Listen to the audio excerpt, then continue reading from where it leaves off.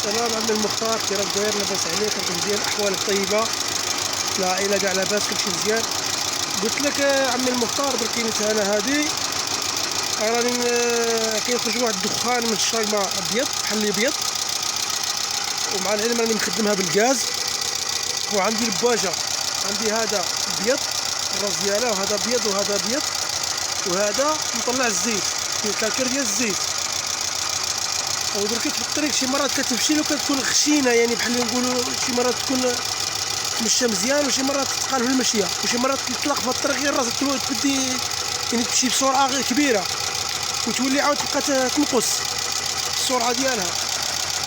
ما عرفتش درك عمي المختار المشكل فين عندي، واش ما عرفتش واش والله ما عرفت مناش، واش جوان كيلاس، واش السوباطات، واش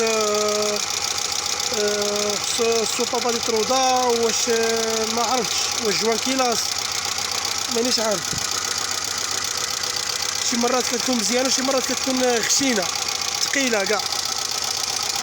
والبواجه كيما قلت لك عمي المختار، البواجه هادو ثلاثه عطاهم بويض، والتالي فيهم داير فيه الكركير مطلع الزيت، والدخان كيخرج من الشاقمه ابيض ابيض خفيف.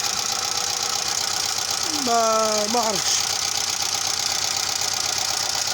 وجزاك الله خيرا وشكرا عمي المختار، الله يرحم لك الوالدين، راني من المتبعين ديالك. انا بغيت نعرف غير هاد الديفو اللي عندي مناش.